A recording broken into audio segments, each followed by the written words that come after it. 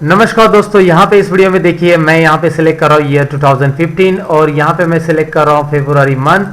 तो आपको दिख रहा है ये वैल्यूज यहाँ पे उसके अकॉर्डिंग हाईलाइट हो चुकी है। हालांकि ये वैल्यूज यहाँ पे भी है, ये वैल्यू यहाँ पे भी है, 4500 यहाँ पे भी मैच हो रहे हैं। फिर भी मैंने कंडीशनल फॉर्मेटिंग के जरिए ये वैल्यू यहाँ पे हाईलाइट की है एग्जैक्टली ईयर और मंथ के अकॉर्डिंग।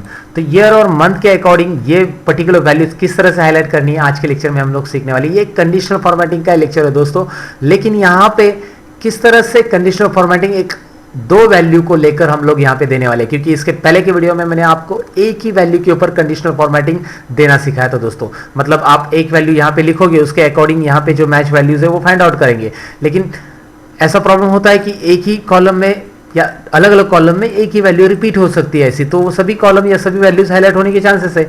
लेकिन यहाँ पे दिख रहा है आपको कि मैंने दो अलग अलग कंडीशन के अकॉर्डिंग, लाइक ईयर सिलेक्ट करते हो और मंथ सिलेक्ट करते हो तो उसके एग्जैक्ट मैच वाली वैल्यूज ही यहाँ पे हाईलाइट हो रही है इस वीडियो के अंदर। तो ये एक इंटरेस्टिंग टॉपिक रहेगा आपके लिए कि कंडीशनल फॉर्मेटिंग इस तरह से कैसे यूज करते हैं। तो चलिए इसको सीखने के लिए हम शुरुआत करेंगे। मेरा नाम है सतीश, लर्न मोर चैनल में मैं आप सबका स्वागत करता हूँ। Let's begin to learn conditional formatting, amazing use.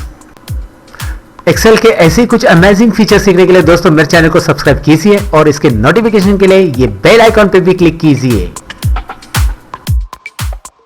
तो दोस्तों यहाँ पे दिख रहा है आपको, पहले से मैंने टाइप किया है डेटा, यहाँ पे दिखाई दे रहा है highlight cells of selected month and year, ये मैंने मर्ज करके टाइटल लिख दिया है। यहाँ पे सिलेक्ट ईयर और यहाँ पे भी मैंने इस तरह से रखा है सिलेक्ट मंथ, और यहाँ पे ऑलरेडी मैंने मंथ लिए टोटली और यहाँ पे ईयर टाइप कर दिए। डेटा इस तरह से मैंने नंबर ले लिए, कुछ भी नंबर आप यहाँ पे टाइप कर सकते हैं, रैंडम बिटवीन से भी ले सकते हैं। फिलहाल इस तरह का डेटा आप टाइप कर लीजिए पहले आपके एक्सेल शीट में, और फिर इसके बाद के स्टेप्स यहाँ पे इस वीडियो के अंदर मैं अभी बता रहा हूँ आपको।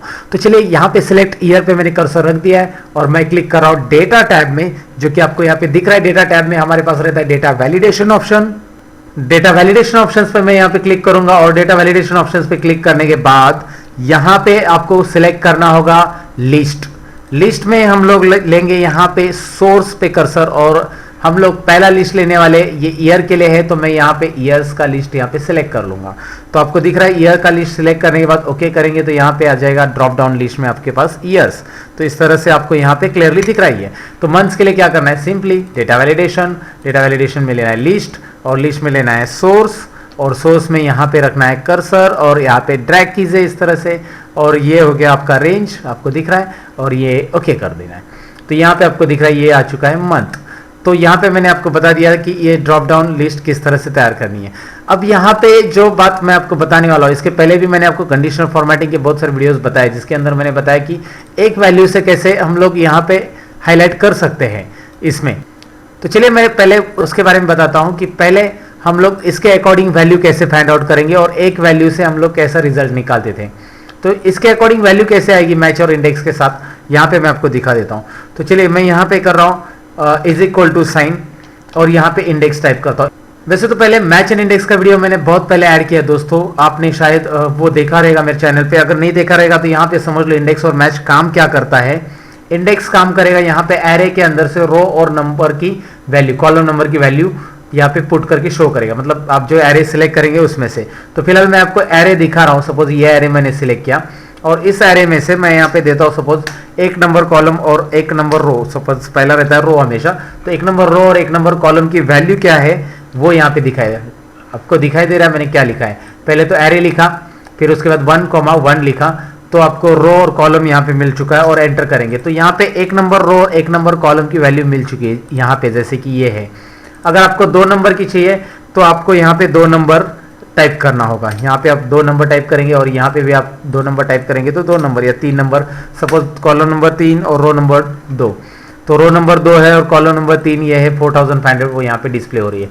तो इस तरह से इंडेक्स से डायरेक्टली तो वैल्यू डिस्प्ले हो रही है, लेकिन मैच क्या काम करेगा इसके अंदर, तो ये मुझे 2 और 3 बार बार चेंज करने पड़े। इससे अच्छा कि मैं इस ड्रॉप डाउन लिस्ट को यहाँ पे जो बनाया इसके साथ कनेक्ट कर दूंगा, तो ऑटोमेटिकली जैसे मैं यहाँ पे चेंज करूंगा तो यहाँ पे वो वैल्यू चेंज होती जाएगी। तो चलिए वो भी मैं आपको दिखा देता हूँ यहाँ पे कैसे। तो मैं यहाँ पे सबसे पहले कर रहा हूँ जूम, तो यहाँ पे मैं टाइप करूंगा मैच फंक्शन, और मैच फंक्शन से सबसे पहले मैं फाइंड आउट करूंगा रो नंबर। रो नंबर मुझे फाइंड आउट करना है, तो मैं ये मार्च वाला ये यहाँ पे सेल ले लूंगा, क्योंकि मार्च यहाँ पे दिखाई दे रहा है, इसका रो फाइंड आउट करना है। जनवरी, फरवरी, मार्च, अप्रैल, तो ये मंथ्स है। तो इसके लिए मैंने यहाँ पे ले लिया है मार्च कॉमा, और उसके बाद मैं लूंगा यहाँ पे पूरा डेटा। यहाँ पे इस तरह से मैं पूरा डेटा ले रहा हूँ दोस्तों। यहाँ पे आपको दिख रहा है क्लियरली, मैंने वो डेटा सिलेक्ट कर लिया और उसके बाद यहाँ पे मैं लूंगा एग्जैक्टली मैच है इसलिए 0 और यहाँ पे इसका ब्रैकेट क्लोज, मैच का ब्रैकेट मैं यहाँ पे क्लोज कर दूंगा। देखिए यहाँ पे मैं आपको बता रहा हूँ कि इंडेक्स में एरे मैंने क्या सिलेक्ट किया है, जो पूरा डेटा है यहाँ पे ये डेटा ब्लू में इतना सिलेक्ट किया एरे में। उसके बाद पहला मैच क्या करेगा, मार्च की जो पोजीशन है वो फाइंड आउट करेगा या इस कॉलम में। तो मार्च की पोजीशन 1 2 3 है तो ऑटोमेटिकली यहाँ पे आपको दिख रहा है कि उसका रो नंबर 3 आ जाएगा। तो इस इंडेक्स के लिए ये हो गया ये मैच फंक्शन रो नंबर 3। अब और एक मैच फंक्शन मैं यहाँ पे ले रहा हूँ, दूसरा मैच फंक्शन रहेगा वो कॉलम के लिए। यहाँ पे आपको दिख रहा है कॉलम है इस इंडेक्स के लिए, तो मैच यहाँ पे मैं करूंगा। तो मैच क्लिक करने के बाद, मैच लेने के बाद यहाँ पे मैं इसे सिलेक्ट करूंगा और कोमा, उसके अंदर जो रेंज है इस रेंज में उसका कौन से कॉलम है, 1 number column, 2 number, 3 number, 4 number, 5 number, कौन से कॉलम में वो वैल्यू है वो ऑटोमेटिकली फाइंड आउट करेगा। लेकिन वो एग्जैक्टली मैच है इसलिए इस तरह से और ब्रैकेट क्लोज। तो ये 2 मैच मैंने यूज किया, एक है रो नंबर को फाइंड आउट करने के लिए पहला मैच, और दूसरा है कॉलम नंबर को फाइंड आउट करने के लिए उसके अकॉर्डिंग जो वहां पे वैल्यूज दी है। तो मैं एंटर कर देता हूं, आपको दिख रहा है यहाँ पे वो वैल्यू जो आ चुकी है 2014 मार्च की वैल्यू आ चुकी है। तो 2014 मार्च की वैल्यू है ये, और यहाँ पे आपको डिस्प्ले दिखाई दे रहा है। तो अगर मैं यहाँ पे चेंज कर देता हूँ तो 2013 मार्च की वैल्यू या जनवरी की वैल्यू ले लेता हूँ मैं यहाँ पे, तो आपको दिख रहा है जनवरी की वैल्यू क्या आ रही है 2014 में।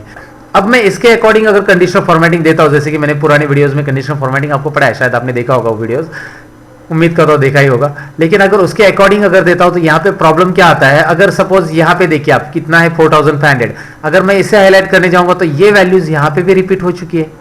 So this is the problem. अगर कंडीशनल फॉर्मेटिंग के अकॉर्डिंग अगर इसे वैल्यूज मुझे हाईलाइट करनी है, मुझे चाहिए एक ही वैल्यू 2013 और जनवरी की वैल्यूज, तो ये वैल्यूज यहाँ पे तो आ रही है, लेकिन अगर मैं दूसरी वैल्यू ले लेता हूँ सपोज 2014 जनवरी की वैल्यूज, वो है 4500, वो यहाँ पे आ रहा है। अगर मैं इसे कंडीशनल फॉर्मेटिंग दे देता हूँ, मैं इसे सिलेक्ट कर लेता हूँ और होम टैब में यहाँ पे आपको कंडीशनल फॉर्मेटिंग ऑप्शन मिल रहा है, जिसमें आपको न्यू रूल, पुराना कंडीशनल फॉर्मेटिंग जो मैंने आपको पढ़ाया है ऑलरेडी बहुत सारे वीडियोस में, वही आपको दिखा रहा हूँ। लेकिन वो गलत किस तरह से होगा यहाँ पे मैं आपको बता रहा हूँ। Use formula to determine which cells to format, यहाँ पे मैं ले रहा हूँ। उसके बाद मैं ले रहा हूँ यहाँ पे कर्सर रख रहा हूँ और इस सेल को क्लिक करके, इसमें मैंने हमेशा बोला कि इसे मुझे हाईलाइट करना है एक ही सेल को सिंपल, तो उसी सेल को हाईलाइट करना है। तो मुझे यहाँ पे लिखना है इस तरह से C5, मतलब पूरे सेल्स जो इंडिविजुअल है उसको हाईलाइट करने के लिए यहाँ पे लॉक करने की जरूरत नहीं है, और इज इक्वल टू, और यहाँ पे इस तरह से ले सकते हैं आप 4500, और इसे फॉर्मेट कीजिए, यहाँ से कुछ भी फिल कलर दीजिए। और अब आप देख सकते हैं कि इसमें प्रॉब्लम क्या हो रहा है। अब मुझे चाहिए था एक ही सेल हाईलाइटेड, लेकिन अभी ये तो 4500 सेम वैल्यू बहुत सारी जगह पे तो हाईलाइट होगी। तो ये प्रॉब्लम यहाँ पे क्रिएट होता है अगर आप कंडीशनल फॉर्मेटिंग यहाँ पे डायरेक्टली अप्लाई करते हो। तो इसके लिए क्या लॉजिक है, कैसे करेंगे हम लोग, तो चलिए मैं आपको यहाँ पे उसके बारे में अभी बता देता हूँ। इससे पहले मैं क्लियर कर देता हूँ, हटा देता हूँ कंडीशनल फॉर्मेटिंग, इस तरह से हटा देते हैं। मैनेज रूल में जाकर आप यहाँ से डिलीट रूल कर सकते हैं, इसे हटा दिया मैंने यहाँ पे। अब यहाँ पे आपको करना क्या है कि ये जो वैल्यूज है इसके लिए आपको कंपेयर करना है दोनों के साथ, मतलब यहाँ पे दिख रहा है और यहाँ पे भी दिख रहा है। यहाँ पे ये दोनों के अकॉर्डिंग जो वैल्यूज यहाँ पे आ रही है वही हाईलाइट होनी चाहिए, क्योंकि अगर आप इंडिविजुअल वैल्यू को ट्रैक करते हैं इसकी तरह तो ये तो रॉन्ग हो जाएगा, ये हम लोग यहाँ पे नहीं निकालेंगे। इसके अंदर जो इंडेक्स मैच यूज किया है हमने यहाँ पे, अभी इसकी हमें जरूरत नहीं है, मैं इसे डिलीट कर देता हूँ यहाँ पे। तो अभी मैं क्या कर रहा हूँ, मैं आपको बता रहा हूँ कि यहाँ पे मैं एंड फंक्शन यूज कर रहा हूँ। एंड फंक्शन के जरिए मैं यहाँ पे आपको बता रहा हूँ कि इसे ओपन ब्रैकेट देना है आपको। सबसे पहले एंड टाइप करने के बाद मैं यहाँ पे इस सेल को सिलेक्ट करूंगा और उसके बाद मैं इज इक्वल टू साइन दूंगा और इज इक्वल टू इसके साथ मैं कंपेयर करूंगा इस सेल को। अगर इस सेल इसके साथ कंपेयर हो चुका है, मतलब इक्वल टू आ रहा है, तो क्या करने वाले मैं आपको बताऊंगा। लेकिन पहले आपको ये देखना है कि ये हो रहा है क्या नहीं। तो यहाँ पे आपको नोटिस करना है कि ये सेल तो चेंज होती जा रही है, कैसे, हॉरिजॉन्टल चेंज होती जा रही है। तो हॉरिजॉन्टल चेंज होते जा रही है, तो यहाँ पे रो का कुछ काम ही नहीं है, तो रो को हम लिखेंगे लॉक। क्लियर है, C4 में रो रहेगा लॉक यहाँ पे, और कॉलम अनलॉक रहेगा क्योंकि C D E ऐसे वर्टिकली वो चेंज होते जा रहा है। और यहाँ पे ये तो फिक्स ही रखना है, इसमें कोई डाउट नहीं है, ये तो हमें फिक्स ही करना है। क्लियर है, आपको यहाँ पे ये फिक्स हो चुका है, आपको ये सेल तो यहाँ पे एक ही है, उसको फिक्स कर देना है। फिर कॉमा एंड कंडीशन है हमारी। दूसरी कंडीशन क्या चेक करेंगे, दूसरी कंडीशन में मैं यहाँ पे जनवरी ले रहा हूँ। अब जनवरी में क्या फिक्स करना है ये भी समझ लीजिए। यहाँ पे फिक्स यानी लॉक हम लोग जैसे बोलते हैं हमेशा, तो इसे इस तरह से फिक्स करना है कि जिसमें रो की वैल्यूज रहेगी चेंजेबल और कॉलम की वैल्यू हो जाएगी लॉक यहाँ पे। और यहाँ पे जरा नोटिस कीजिए C4 में क्या किया है, C4 में किया है रो को लॉक, और B5 में किया है कॉलम को लॉक, क्योंकि यहाँ पे ये वैल्यू जनवरी फरवरी एक ही कॉलम में है, तो कि बी कॉलम तो चेंज होने वाला है ही नहीं है, तो है होगा क्या चेंज, रो चेंज होगा। तो रो तो 5 6 7 उसको चेंजेबल रखा है मैंने, और इज इक्वल टू दूंगा किसके साथ, इसके साथ। ये करेक्ट इस तरह से आपको कर लेना है। तो आपको दिख रहा है ये इस तरह से मैंने यहाँ पे किया है। अब मैं F4 बटन यहाँ पे प्रेस कर दूंगा, क्योंकि ये तो लॉक होने वाला है, क्योंकि एक ही सेल में वहाँ पे दिया है मैंने। तो ठीक है, उसको कर दिया मैंने, और ये हो गया फॉर्मूला हमारा। एंटर कीजिए। अब ये फॉर्मूला तो एक ही सेल के लिए हो गया, तो मैं इसे ड्रैग करता हूँ। कितने मेरे पास कॉलम 1 2 3 4 5, तो मैं इसे 5 तक ड्रैग कर देता हूँ, 1 2 3 4 5, और इसे भी इस तरह से ड्रैग करता हूँ। तो यहाँ पे नोटिस कीजिए कुछ आपको चेंज नजर आएगा। क्या चेंज है, यहाँ पे आपको ट्रू दिख रहा है, जो कि यहाँ पे वैल्यूज है जो इंडेक्स से हमने निकाली थी। अब आप चेक कीजिए जरा, थोड़ा सा 2015 कीजिए, देखिए क्या हो रहा है। यहाँ पे ट्रू हो रहा है, यहाँ पे बाकी सब जगह पे फॉल्स आ रहा है। जो वैल्यूज यहाँ पे हम सिलेक्ट कर रहे हैं उसके अकॉर्डिंग जिस लोकेशन पे वो वैल्यूज है उस लोकेशन पे वो वहाँ पे ट्रू शो करेगा, क्योंकि वो कंडीशन मैच हो रही है वहाँ पे। तो इस तरह से इंडेक्स और मैच की जगह हम लोगों ने एंड फॉर्मूला यहाँ पे यूज किया। इंडेक्स और मैच यहाँ पे अभी यूज करने की जरूरत नहीं। तो यहाँ पे इंडेक्स और मैच से क्या प्रॉब्लम होगा था वो मैंने आपको बता दिया। और अब तो इसके जरिए हमें पता चला कि हमारा फॉर्मूला क्या है। तो ये फॉर्मूला हमें यहाँ पे मिल चुका है। इस फॉर्मूला को हम लोग यहाँ से करेंगे कॉपी। यहाँ पे दिख रहा है आपको, मैंने सिलेक्ट किया है, कंट्रोल-C कर लेता हूँ कॉपी। इस डेटा का हमें कोई जरूरत नहीं है, इस फॉर्मूला को हमने कॉपी कर लिया है। इस डेटा को मैंने डिलीट किया तो भी चलेगा बाद में। तो फिलहाल हमें इसके ऊपर फॉर्मेटिंग करना है, तो मैं इसे सिलेक्ट कर देता हूँ।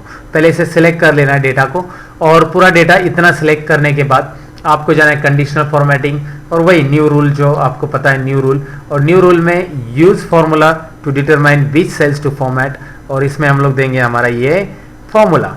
यहाँ पे हम पेस्ट करेंगे। यहाँ पे आपको दिख रहा है वो फॉर्मूला मैंने पेस्ट कर दिया है, वही फॉर्मूला जो हमने टाइप किया। फिर फॉर्मेट में जाएंगे हम, और फॉर्मेट में जाके हम लोग यहाँ पे कलर दे देंगे, स्टाइल वगैरह जो भी है। You can assign anything like font colour वगैरह आप चेंज करना चाहते हैं आप दे सकते हैं यहाँ से। तो आप जो भी कलर फॉन्ट वगैरह यहाँ से देना चाहते हैं you can apply it and okay कीजिए। ओके करने के बाद यहाँ पे ओके कीजिए, और आपको दिख रहा है वो वैल्यूज यहाँ पे हाईलाइट हो चुकी है। तो आप जैसे ही यहाँ पे सिलेक्ट कर लेते हैं, आपको दिख रहा है 2016 में क्या हो रहा है। 2016 की कौन सी वैल्यूज है, आपको दिख रहा है मई की वैल्यूज 2016 में क्या है। जनवरी की देखना है तो जनवरी की देखिए, आप कोई भी देख सकते हैं, कोई भी ईयर 2015 का निकाल लीजिए, यहाँ पे हाईलाइट हो रहा है। और इसकी हमें ज़रूरत नहीं है, हम इसे डिलीट कर देंगे। इसे बस हमने यहाँ पे फॉर्मूला देखने के लिए बनाया था। तो हमारा यहाँ पे डेटा बन चुका है दोस्तों। अब आपको दिखाई दे रहा है क्लियरली कि मैं जो भी वैल्यू सिलेक्ट कर रहा हूँ वो हाईलाइट हो रहा है। सो मैच एंड इंडेक्स की जगह, मतलब मैच एंड इंडेक्स तो अपना एक रोल रहता है उसका, लेकिन यहाँ पे उसकी जगह हमने अल्टर किया और ये फॉर्मूला यहाँ पे बना दिया।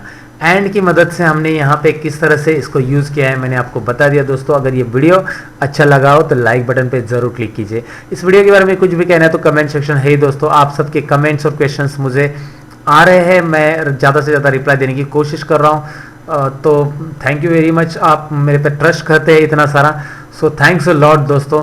और अगर अच्छा लगा है वीडियो तो दोस्तों के साथ ज़रूर शेयर कीजिए।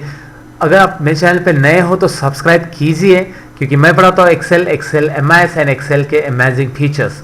तो चलिए मैं मिलूंगा कुछ और इंटरेस्टिंग फीचर्स के साथ नेक्स्ट वीडियो के अंदर। तब तक के लिए दोस्तों सीखते रहो, सिखाते रहो। Bye bye.